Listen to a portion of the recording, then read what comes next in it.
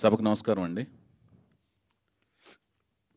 ఇది మా new talent roar set సంస్థ తరపున అంటే NTR at short form NTR at సంస్థ తరపున మూడవ ఈవెంట్ లాంటిది, మూడవ ప్రెస్ మీట్ లాంటిది. మొదటి ప్రెస్ మీటు మా విశ్వవిఖ్యాత నట సార్వభౌమ నటరత్న పద్మశ్రీ నందమూరి తారక రామారావు గారు నటవారసుడు నందమూరి బాలకృష్ణ గారి జన్మదినం సందర్భంగా చేసుకున్నాం. రెండవది ఘట్టమనేని సూపర్ స్టార్ ఘట్టమనేని శివరామకృష్ణ గారు, ఘట్టమనేని కృష్ణ గారి నటవారసుడు, నాకు మిత్రుడిలాగా భావించే మహేష్ బాబు గారి బర్త్డే సందర్భంగా ఆగస్టు 9ని చేసుకున్నాం.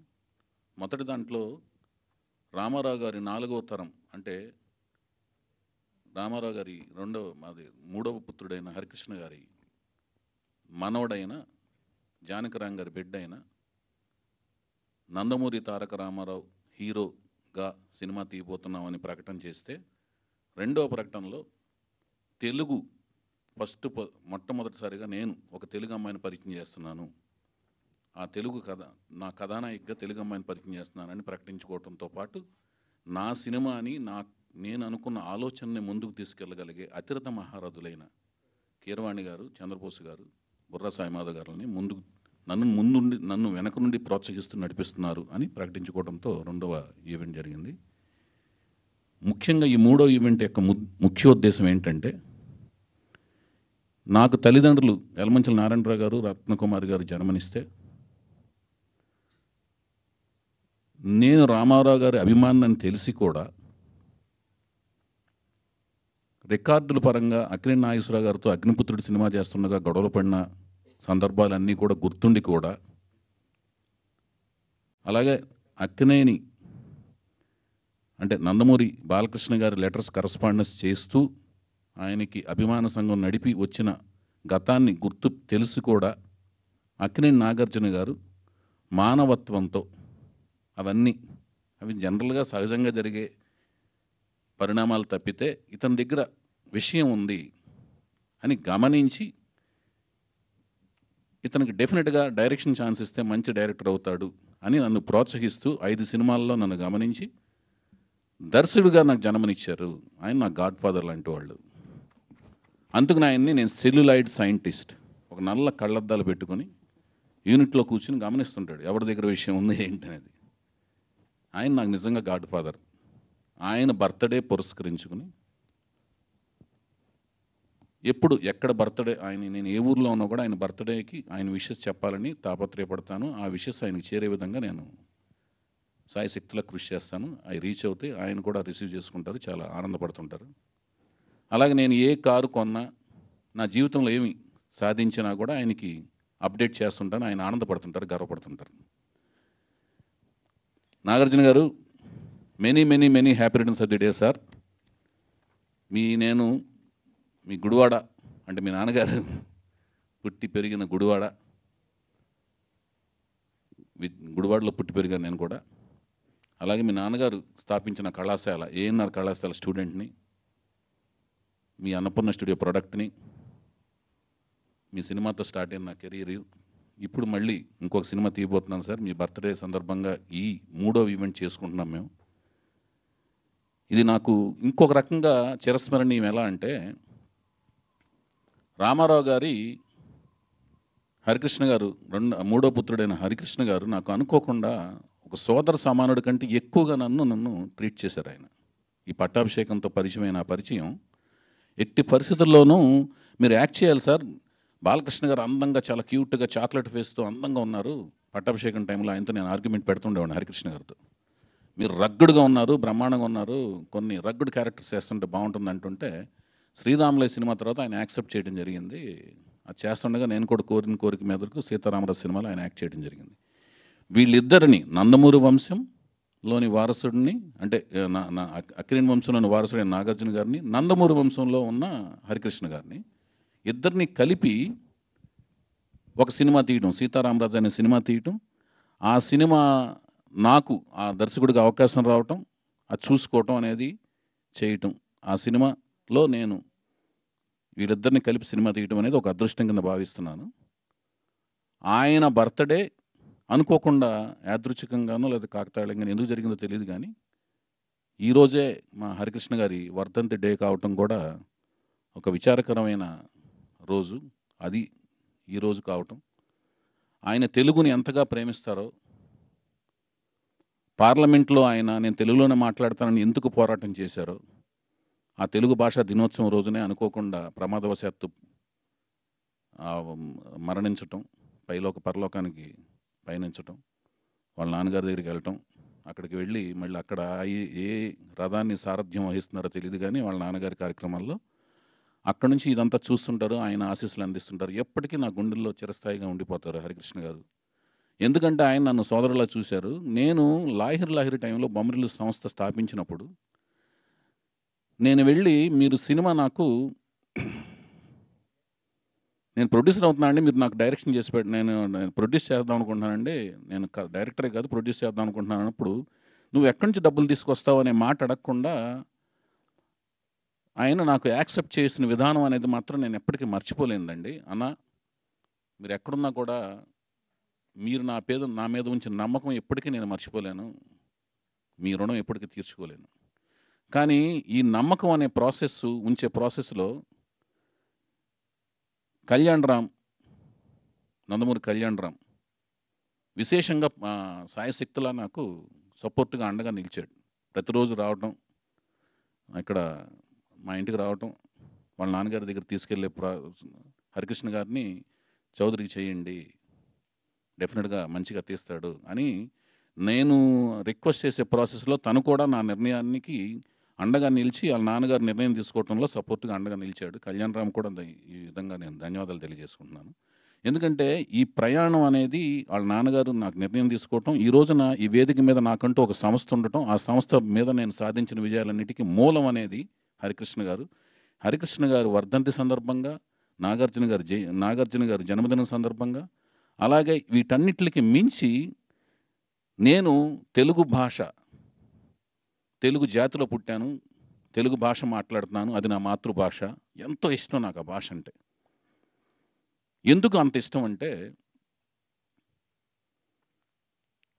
నేను గమనించింది ఏంటంటే తెలుగు భాషలో 56 అక్షరాల తెలుగు భాష, అచ్చులు 18, హల్లులు 38, ఉభయాక్షరాలు 0, అరసున్న, విసర్గం 3, మొత్తం మీద 56 అక్షరాలైతే 4 కుదించారు. అలు అనేదిను, చా జా అనేది 2 తీసేసి 52 అక్షరాలు, 4 అక్షరాలు, అచ్చుల్లో 2, హల్లుల్లో 2 తీసేసి 52 అక్షరాలు కుదించారు. తెలుగు భాష నేను గమనించింది ఏంటంటే ఈ సృష్టిలో పుట్టుకొచ్చే ఏ శబ్దాన్నైనా అక్షర రూపంలో రాయగలిగిన ఏకైక భాష మన తెలుగు భాష. ఏ శబ్దానైనా ఇంక ఏ భాషలోనూ ఏ శబ్దాన్ని కూడా లిపి రూపంలో రాయలేమన్నమాట. ఒక తెలుగు భాషలోనే రాయగలం అని నేను గమనించాను అన్నమాట. సో అందుకని నాకు అంత ఇష్టం అన్నమాట.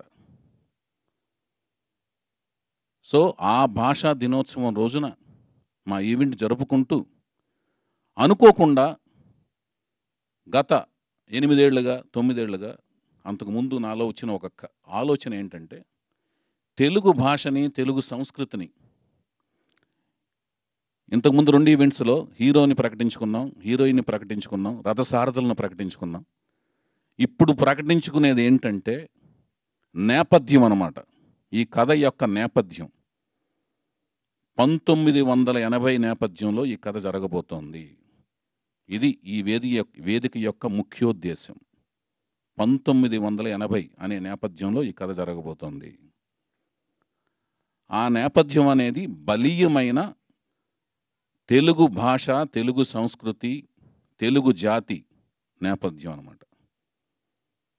ఈ 9 ఏళ్ళుగా నేను మన తెలుగు భాష, తెలుగు జాతి గురించి మనం చెప్పాలి, తెలుగు సంస్కృతి గురించి చెప్పాలి, అలాగే మన హైందవ సంస్కృతి గురించి కూడా, అందులో ఉన్న విలువల గురించి చెప్పాలి అనేది నాలో నేను ఎప్పుడోంచి మదన పడుతున్నాను.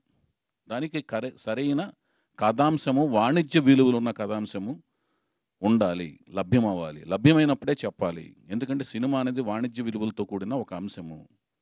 వ్యాపార విలువలు, వాణిజ్య విలువలు సమృద్ధిగా ఉంటేనే సినిమా తీయాలి, చలనచిత్రంగా దాన్ని రూపుదిద్దుకోవాలి, రూపాంతరం చెందించి ప్రజల్లోకి పంపించాలి, సందేశాత్మకంగా ఉండకూడదు, దాంతోపాటు వాణిజ్య విలువలు కూడా ఉండాలి అనే అంశం వస్తేనే సినిమా తీయాలి అనుకున్న ఉద్దేశం వచ్చినప్పుడు ఈ కథ రావటం జరిగింది.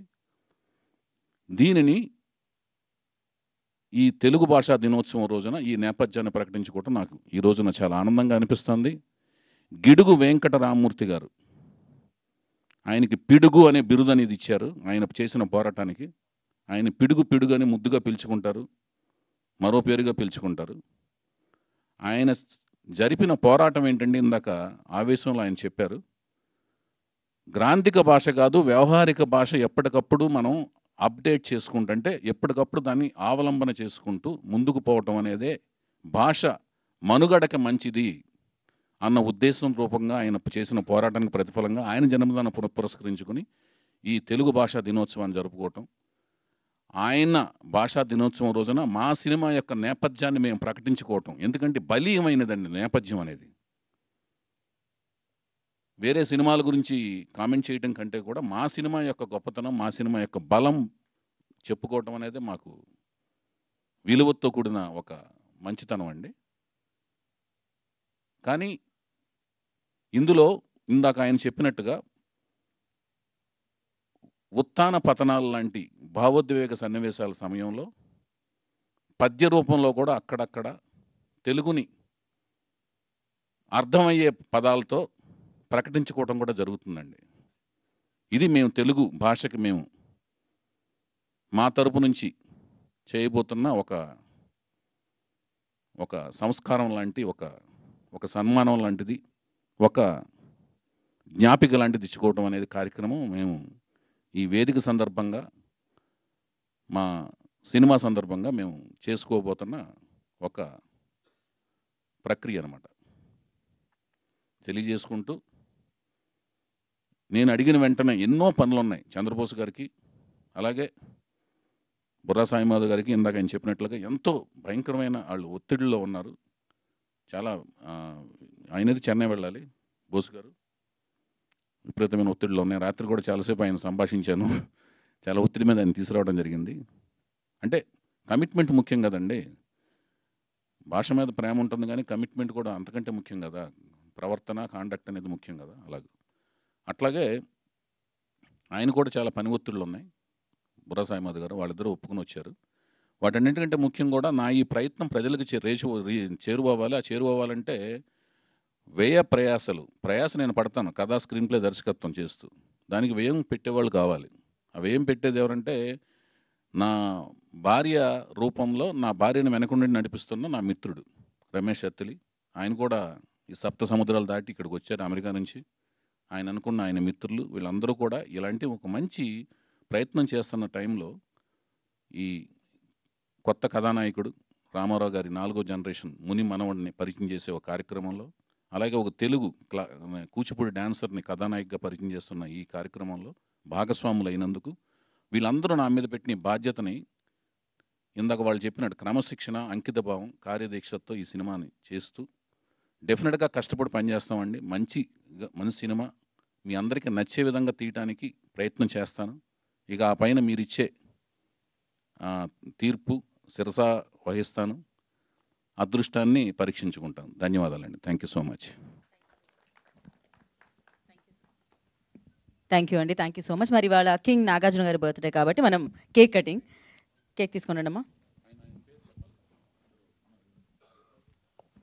అన్న మన నమస్తే తెలంగాణ కళాధర్ గారు, భూషణ్ గారు రావాలి.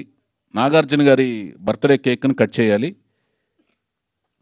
కళాధర్ గారు, భూషణ్ గారిని అండ్ అలాగే భూషణ్ గారిని రమ్మంటున్నాం. ఆయన నాగార్జున గారి అభిమానులంట. వాళ్ళ చేతుల మీదుగా కేక్ను కట్ చేద్దామని ఉద్దేశం. అది ఫోటో తీసుకోండి, వీడియో తీసుకోండి సార్ ఆ కేక్ది. So senior photo journalist Kaladhar గారిని అండ్ అలాగే భూషణ్ గారిని వేదిక రాష్ట్రంగా స్వాగతం పలుకుతున్నాము.